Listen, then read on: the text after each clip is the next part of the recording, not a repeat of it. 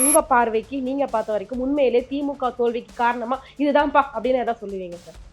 Election commission தான் கேட்குறாங்க. அது அதோட ஏன், சிறப்பா என்ன ரீசன் அதுதான் அதிமுகன்னு வந்துருந்துச்சுன்னா சேர்த்துருப்பாங்க. அதே 2-3 போய் 2/3 மெஜாரிட்டிலாம் பாதி பேர் வரான். அவங்க பதவினால விஜய் பதவி முடின்னு போயிடுச்சுன்னா என்ன பண்ணுறது?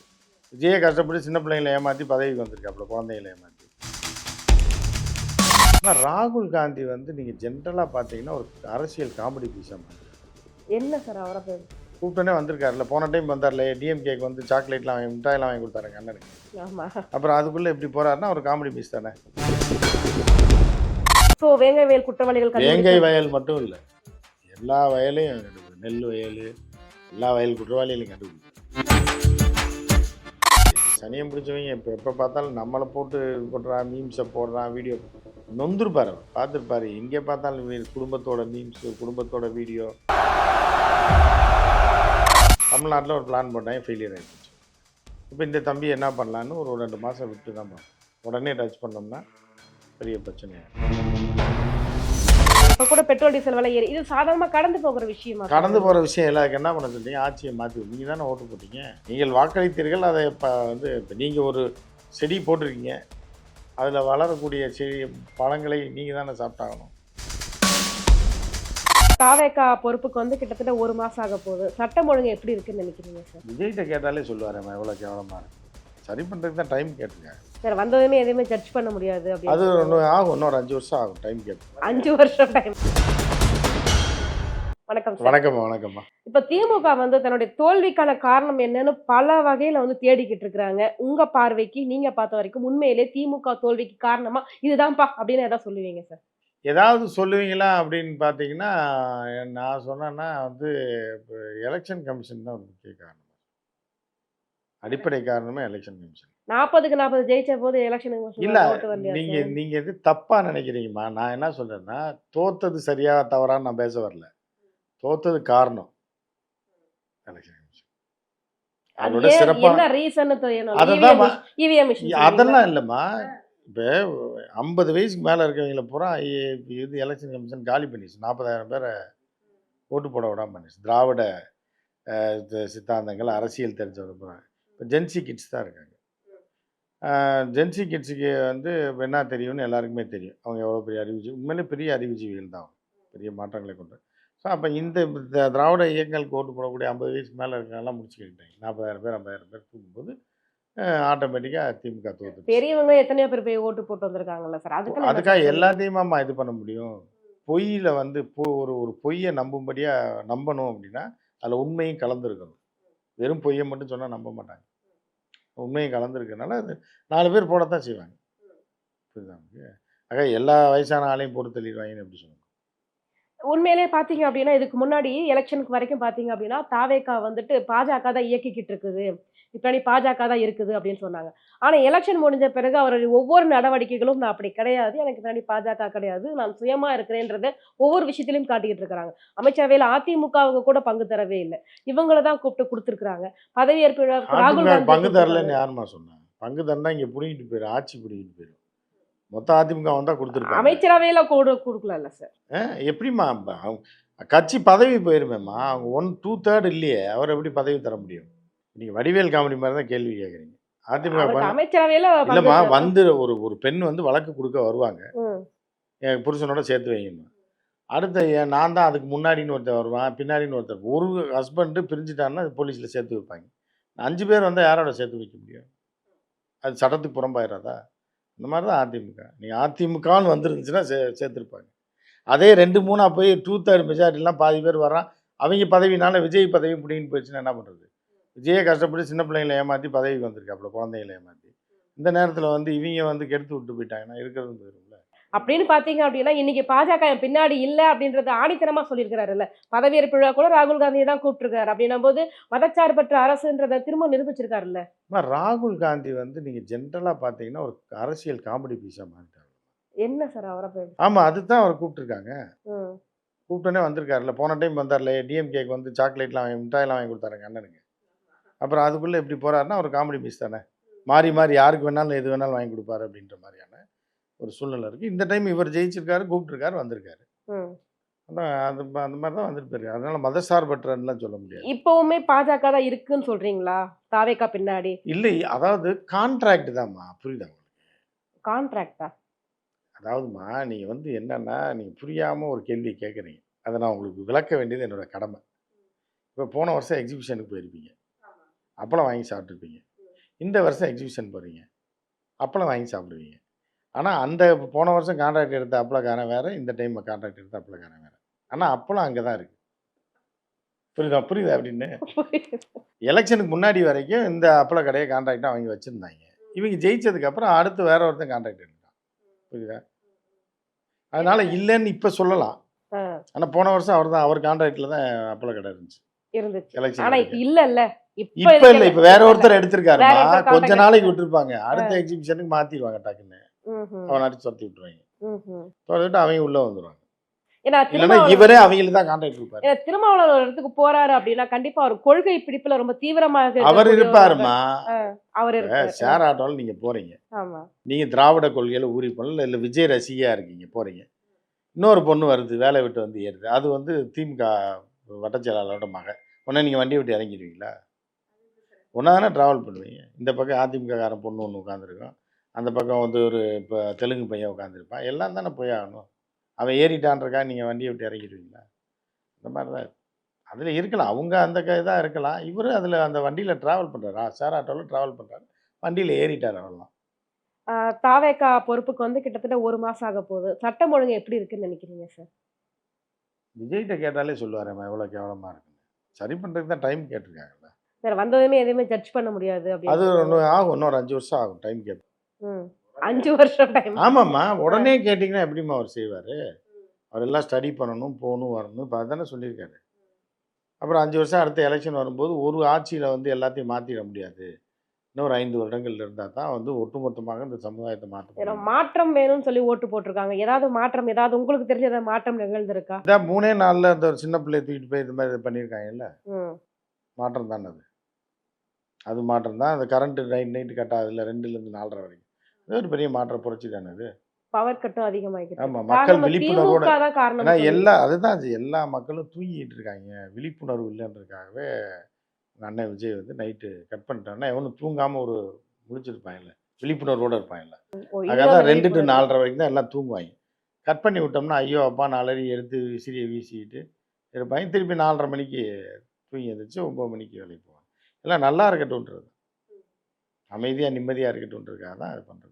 சார் உண்மையிலேயே பார்த்துட்டு இருக்கீங்க அப்படின்னா, இப்ப வந்துட்டு திமுக வந்து ரொம்ப தீவிரமாக இறங்கியிருக்கிறாங்க. தோல்விக்கான காரணம் எதுல இறங்கியிருக்காங்க? தோல்விக்கான காரணம் என்னன்னு ஆராயறதில்ல. எதிர்க்கட்சியாக திமுக ரொம்ப வீரியமாக செயல்படும் அப்படின்னு சொல்லியிருக்கிறாங்க. ஆனா இப்ப வரைக்கும் திமுக கொஞ்சம் சைலன்ட்டா அமைதியா இருக்காங்க. 6 மாசம் போகட்டும். அதுக்கப்புறம் தான் நாங்க பேசுவோம்னு சொல்லியிருக்கிறாங்க. 6 மாத காலம் எதுக்கு சார்? ஆமாம். பாவம் புதுசா ஒரு பையன் வந்திருக்காப்புலன்னா, 6 மாசம் ஒருத்தர் வராரு. ஒரு 6 மாசம் இது பண்ணுவாங்கல்ல. எதா இருந்தாலும் 6 மாசம்ன்றது ஒரு கணக்கு தாம்மா. யாரா இருந்தாலும் வேலைக்கு சேர்ந்தாலும், புரொபேஷன் பீரியட் பார்த்துருக்கீங்களா? ஆமா. பெரிய கம்பெனில நீங்க வேலை பார்த்துருக்கீங்க உங்களுக்கு தெரியும். 6 மாசம் ட்ரெய்னியா வைப்பான். நல்லா ஓரளவுக்கு சரி வேலைக்கு சேர்த்துக்கலான்னா, அடுத்த 6 மாசம் புரொபேஷனா வைப்பான். அதுக்கப்புறம் தான் கன்ஃபார்ம் பண்றதா பிஎஃப், இஎஸ்ஐ எல்லாம் பிடிப்பான். எல்லாத்துக்கும் 6 மாசம் டைம் இருக்கும். அதுக்காக வேங்க வேல் குற்றவாளி எல்லாம் கண்டுபிடிச்சுருவாங்களா சார்? சரி அது அவர்ட்ட உங்க அண்ணன்ட்ட தான் கேட்கணும். ஆட்சிக்கு வந்துட்டார்ல எங்க அவரு. அண்ணன் இல்ல சார். அவர் சிஎம் சார். இல்லம்மா அண்ணன் தமிழ்நாட்டோட சிஎம்மா அவரு. ஆமா, ஆமா. அப்புறம் நான் அண்ணன் தானே. உங்களோட வயசு கூட தானே. என்னோட வயசு கூட தான். இல்லன்னா தம்பின்னு சொல்லுங்க. இல்ல உங்களோட வயசு கூடனா அண்ணன்னு சொல்லுங்க. இல்ல என்னோட வயசு கூட தான். அப்புறம் என்ன அப்ப ஸோ இன்னும் வேங்க சின்ன வேல் குழந்தையா இருந்தீங்கன்னா, நான் உங்க மாமா, தாய் மாமன்னு சொல்லியிருப்பேன். ஆமா. அந்த அளவுக்கு இல்லன்றனால அண்ணன்றேன். அண்ணனோட ஆட்சியில இன்னும் சரி பண்ணுவாரு இன்னும். ஸோ வேங்க வேல் குற்றவாளிகள் வேங்கை கண்டுபிடிச்சு வயல் மட்டும் இல்ல. எல்லா வயலையும் கண்டுபிடி நெல் வயலு, எல்லா வயல் குற்றவாளிகளையும் கண்டுபிடிப்பாரு. வெயிட் பண்ணுங்க கொஞ்சம் ஒரு 6 மாசம் வெயிட் பண்ணி பாருங்க. சார் இப்ப காக்ரோச் ஜனதா பார்ட்டி அப்படின்னு ஒண்ணு வந்திருக்குது. அத பற்றி உங்க கருத்து என்ன சார்? கருத்தெல்லாம் ஒண்ணும் இல்லம்மா. அது ஒரு ஜென்சி கிட்ஸோடைய ஒரு ஒரு புரட்சி நடத்துறதுக்கான அந்நிய கைக்கூலிகள்லாம் சேர்ந்து ஒரு திட்டம் போட்டுருக்காங்க. ஏன்னா மாற்றம் வேணுன்றது எல்லாரும் நினைக்கிறது. இந்த பிஜேபியை மாற்றி விட்டுருவோம். நம்ம இப்போ ஓட்டு போடுறோம் வேற ஆளுக்கு போடுறோம். இவங்க எப்படி ஜெயிச்சு ஆட்சிக்கு வரான்ற ஒரு சந்தேகம் இந்தியா முழுவதும் இருக்கு. அதுக்கப்புறம் அந்த ராகுல வந்து ஒரு ஆகாவலியா நினைக்கிறேன். நம்ம நினைக்கல ராகுல் மேல நம்ம அன்பு பாசம் உள்ளோம். ராகுல் ஒரு பெரிய அறிவாளின்ற நம்ம கருத்து. ஆனா மக்களுடைய கருத்து ஒரு ஆகாவலியா நினைக்கிறாங்க. வீணா போன ஆளா நினைக்கிறாங்க. ஸோ ராகுலுக்கு ஓட்டு போட்டுரும் ஒண்ணும் நடக்கல. இந்த இவங்களும் எப்படி ஜெயிக்கிறான் திருப்பி திருப்பி எப்படி ஆட்சிக்கு வராங்கன்னே தெரியல. அப்படி இருக்கும்போது ஒரு புரட்சியை பண்ணலாம் அப்படிங்கும்போது கரெக்டாக அதுக்கான ஆட்கள் ரெடியாக இருப்பாங்க. புரியுதா உங்களுக்கு? அவர்கள் இப்போ கேம் ஆட துவங்குறாங்க. அது வந்து என்ன வேணாலும் நடக்கலாம். ஆட்சி மாற்றம் நடக்கிறதுக்கான வாய்ப்பு இருக்கு. டெல்லியில மட்டும் ஒரு 5,00,000 பேர் ஒண்ணா கூடுனான்னா, இந்த ஆட்சிய மாத்தி விட்டுருவாய்ங்க. இப்படிதான் நேபாள்ல நடந்துச்சு, இலங்கையில நடந்தது, இதில பங்களாதேஷ்ல நடந்தது. அதுக்கான வாய்ப்புகள் இருக்குன்னு நினைக்கிறீங்களா சார்? 90% இருக்கு. இது எப்படி இந்த அரசு முறியடிக்க போதா, இல்ல தோக்க போதா அப்படின்றது தான் இந்த படத்தோட கிளைமாக்ஸே. அப்படி கிடையாது. இப்போ நீதிபதி ஒருத்தர் வந்து சொல்லியிருக்கிறாரு. ஒட்டுண்ணிகள் மாதிரி, கரப்பான்பூச்சி மாரி, ஒட்டுண்ணி மாதிரி இளைஞர்கள் சும்மாவே இருக்காங்க அப்படின்னு. அந்த அவங்களுக்கான ஒரு வேலை வாய்ப்புகளை ஏற்படுத்தி தரலன்ற ஆதங்கம் இருக்கும்ல யாருக்கு? இளைஞர்களுக்கு. உண்மையிலே அப்படின்னு அவர் இளைஞர்களுக்கு. அந்த அர்த்தத்தில சொல்லலையே. சனியம் பிடிச்சவங்க எப்ப பார்த்தாலும் நம்மள போட்டு இது பண்றான், மீம்ஸ போடுறான், வீடியோ நொந்துருப்பாரு அவர். பார்த்துருப்பாரு. எங்கே பார்த்தாலும் குடும்பத்தோட மீம்ஸு, குடும்பத்தோட வீடியோ, லைவு எல்லா குடும்பத்திலயும் வந்து சோசியல் மீடியால எதையாவது ஒண்ண போடுறது, ஆடுறது, பாடுறது, அரை நிர்வாணமா போடுறது, எவனையோ பத்தி கழுவி கழுவி ஊத்துறது, மட்டு மரியாதை எல்லாம் நீதிபதிகள் எல்லாம் போட்டு இது பண்றான். அதில மனம் வெந்து போய் அவர் சொன்னாரு தான், இந்த காக்ரோச்சுகள் இப்படி பண்றான். ஆனா, அதில வந்து என்னன்னா, ஏற்கனவே அந்நிய சக்திகள் ரெடியா இருக்கு. எதையாவது புடிச்சு தொங்கணும். ஒரு பாயிண்ட் வேணும் அப்படின்னு. கரெக்ட்டா அது வந்தோனே டக்குன்னு பேர் ஷூட் ஆயிடுச்சு. ஷூட் ஆனோனே அடிச்சு விட்டாய்ங்க. அடிச்சு ஆரம்பிச்சுட்டாய்ங்க. ஆட்டய ஆரம்பிச்சுட்டாய்ங்க. இது எதில போய் முடியுதுன்னு கொஞ்ச நாள் ஸோ பொறுத்து. பாஜகவுக்கு எதிரான மனநிலையில மக்கள் வந்து இருக்கிறாங்கன்னு எடுத்துக்க முடியுமா? பாஜக எதிரான மனநிலையில தான் 80% மக்கள் இருக்காங்க இந்தியால. ம். புரியுதா உங்களுக்கு? ஏற்கனவே. ரைட்டா? இப்ப வந்து ஒ ம வ வ தனி மெஜாரிட்டி இல்லாம ஒரு ஆட்சி நடக்குது. அதுவும் கூட்டணியில இவர்களுக்கு எல்லாம் போட்டு இவங்களுக்கு மொத்தமே ஒரு 18% 20% மக்கள் தான் ஓட்டு போட்டிருப்பாங்க. 80% மக்கள் பாஜகவுக்கு எதிரா இருக்காங்க. ஸோ அதில ஒரு ஒரு 1% 1% தேறுனா போதும். 150 கோடிக்கு 1% வச்சீங்கன்னா, குழந்தைகள், வயசானவங்க எல்லாத்தையும் அவர் 50 கோடி கழிச்சிட்டீங்கன்னா, மீதி 100 கோடி பேர்ல 1% வச்சா 1 கோடி. 1% வேணாம். 0.10% வச்சாலே ஒரு 10,00,000 பேர் டெல்லியில கூடுனானாலே ஆட்சிய மாத்தி விட்டுருவாய்ங்க. அப்படிதான் எல்லா ஊர்லயும் நடந்தது. மாத்தி விட்டு இவனும் பிச்சை எடுப்பான், அவனும் பிச்சை எடுப்பான்ற மாரி நடக்கும். அது விரைவில் நடக்கிறதுக்கு வாய்ப்பு இருக்கு. சார் இன்னொரு பக்கம் பார்க்கணும். தமிழ்நாட்டுல இவ்வளவு தூரம் அரசியல் சூழ்நிலை நடந்துட்டு இருக்குது. ஆனா பாஜக கொஞ்சம் அமைதியாவே இருக்கிறாங்க. என்ன காரணமா இருக்கும்? ரொம்ப குவைட்டா இருக்காங்களே சார். அதாவதும்மா, இப்ப நீங்க திருவிழா வந்தா தாம்மா கரகாட்டம் ஆட முடியும். கண்ட நேரத்துல ஆடிக்கிட்டு இருக்க முடியுமா? அதனால இப்ப அமைதியா தான் இருப்பாங்க. எப்ப ஆடணுமோ அப்பதாம்மா ஆடுவாங்க. பாஜகவோட மௌனத்துக்கு இதுதான் காரணம்னு சொல்ல முடியாதா? நம்ம 24 மணி நேரம் ஆடிட்டு இருப்பாங்க. இப்ப கரகாட்டம் ஆடுற கோஷ்டி இருக்குன்னு வைங்களேன். காலையிலேருந்து சாயந்தரம் வரைக்கும் ஆடிட்டா இருப்பாய்ங்க. திருவிழா அன்னைக்கு தான் ஆடுவாய்ங்க. அதுவரைக்கும் வீட்ல சமையல் பண்ணி சாப்பிட்டு எல்லா மனிதர்கள் மாரி தான் வாழ்ந்துட்டு இருப்பாங்க. அப்படிதான் இருக்கு. பாஜக என்ன பண்ணணுன்றீங்க? என்ன பண்ணணுமோ சத்தமெல்லாம் பண்ணிட்டு இருக்கு. புரியுதா உங்களுக்கு? தமிழ்நாட்டுல ஒரு பிளான் போட்டாங்க, ஃபெயிலியர் ஆயி போச்சு. இப்ப இந்த தம்பி என்ன பண்ணலான்னு ஒரு 2 மாசம் விட்டு தான் பார்ப்பாங்க. உடனே டச் பண்ணோம்னா பெரிய பிரச்சனை ஆயிரும். அதனால ஒரு 3, 4 மாசம் விட்டுட்டு யார தூக்கலாம், யார ஜெயில்ல வைக்கலாம், எப்படி ஆட்சிய கலைச்சு விடலாம், கவுத்தி விடலாம், எப்படி ஆட்சிய மாத்தலாம், இனிமே தான் பார்ப்போம். அறிவிக்கப்படாத பேண்டமிக்க நோக்கி இந்தியா நகர்ந்துகிட்டு இருக்குது. உங்களால உணர முடியுதா சார் அது? இல்ல உணர முடியுதுன்னா, நம்ம ஏற்கனவே ஏற்கனவே வந்து என்னன்னா, எல்லாருமே பாதி பேர் போதையில அலையிற மாரி தான் இருக்காங்க. இது என்னன்றது எப்படி? இல்ல சார். பெட்ரோல், டீசல் விலைலாம் ஏறிடுச்சு. ஒரு அதுக்கு பேண்டமிக் வாழ்வாதாரமே வந்து பெருமளவுல அது பாதிக்கப்படுது சார். பேண்டமிக்கும் அது இதுக்கு முன்னாடி தான் ஏத்துனாய்ங்கல்ல. ரூ. 60 இருந்தது ரூ. 100 ஆக்கி விட்டாய்ங்க. இப்ப எல்லாம் செத்தா போயிட்டாங்க. ஒண்ணும் இல்ல. ஆனா இது வந்து என்னன்னா, இன்னும் விலைவாசி உயரும். இன்னும் நெருக்கடிக்கு மக்கள் ஆளாவாங்க. நெருக்கடிக்கு ஆளாகும்போது பல பிரச்சனைகள சந்திக்க வேண்டியது வரும்.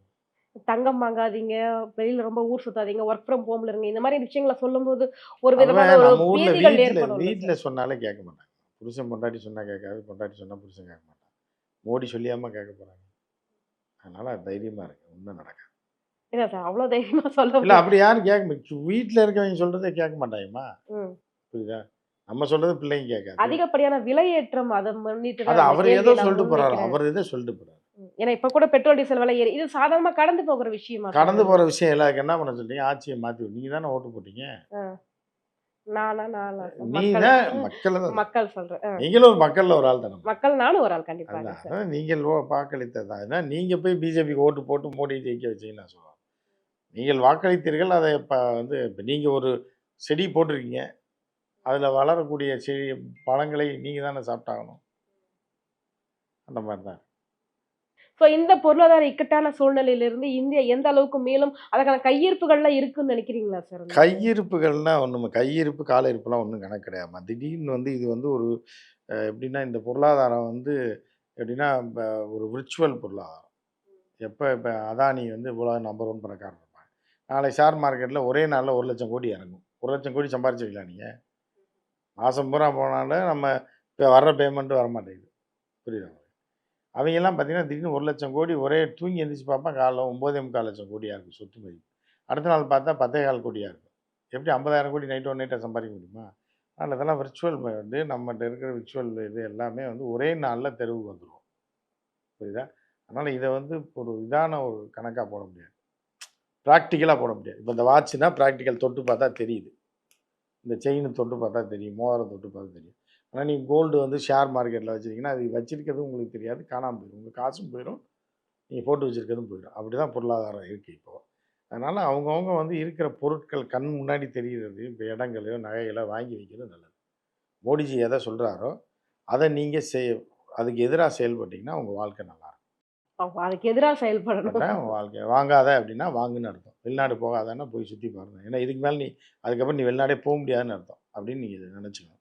தங்கம் வாங்காதீங்க அப்படின்னா உடனே போய் 1 கிராம்னாலும் இருக்கிற காசு போட்டு வாங்கி வீட்டில் டப்பாவில் போட்டு வச்சுக்கணும். இடங்களை வாங்காதீங்க அப்படின்னா நீங்கள் உடனே போய் எங்கிட்டாவது கிராமத்தில் போய் 1 ஏக்கர் 1/2 ஏக்கரை வாங்கி போடுறது உங்கள் வாழ்க்கைக்கு நல்லது. இங்க அதிமுகவை பொறுத்த வரைக்கும் பார்த்தீங்க அப்படின்னா, இனிமே எங்களுக்கு பாஜக கூட உறவு இல்லை அப்படின்னு சொல்லிட்டாங்க. உண்மையிலேயே பாஜகவை அதிமுக கை கழுவி விட்டது அப்படின்னு எடுத்துக்க முடியுமா? ஒரு பகுதியினர். இப்போதைக்கு கை கழுவி விட்டுருக்கு. அதான் சொல்கிறேன் அப்பள வியாபாரி மாதிரி தான். இந்த கான்ட்ராக்ட் முடிஞ்சு போச்சு. இப்போ அடுத்து திருப்பி தூக்குவாங்க. தேவைப்பட்டால் தூக்குவாங்க. இல்லைன்னா அது இப்போ ஆட்சியை கலைக்கும் போது மாற்றி விடுவாங்க. ஸோ மொத்தமாவே தமிழகத்திலிருந்து பாஜக வாஷ் அவுட்ன்னு எடுத்துக்க முடியுமா சார் இந்த இப்போதைக்கு ஸ்டேட்மெண்ட்? வாஷ் அவுட் தான். இப்போதைக்கு வாஷ் அவுட். இப்போதைக்கு வாஷ் அவுட். இப்போதைக்கு ஒன்றும் இல்லை. இனி பிற்காலத்தில் திருப்பி வரும். அதிமுக அப்படி துண்டு துண்டாக உடைக்கப்பட்டிருக்கிறது. அதிமுக எதிர்காலம் என்னவா இருக்கும்னு நினைக்கிறீங்க சார்? அதிமுக எதிர்காலம் ஏற்கனவே முடிஞ்சு போச்சுமா. அதுக்கு எதிர்காலமே கிடையாது. ஆனால் அந்த அதிமுகன்னு ஒன்று இருக்குது. புரியுதா? இனிமே திமுக தாவேக்கா தானே? திமுக தாவேக்கா தான்னு சொல்ல முடியாது. அதிமுக அவ்வளோதான். இப்போ தாவேக்கா திமுக இருக்குது. இப்போதைக்கு இருக்குது. அடுத்து என்ன ஆகும்? தாவேக்கா வந்து எப்படி ஒரு நீர் குமிழி மாதிரி உடஞ்சி சிதறிடுச்சு அப்படின்னா திருப்பி அதிமுக மேலே கொஞ்சம் லைட்டாக வரும். பழைய அதிமுக அது என்றைக்குமே வராது. புரியுதா? ஒரு எப்படியும் இருக்கும். உயிரோடு இருக்கும். சரி. எங்க கேள்விகளுக்கு ரொம்ப சிறப்பான பதில் சொன்னீங்க சார். ரொம்ப நன்றி.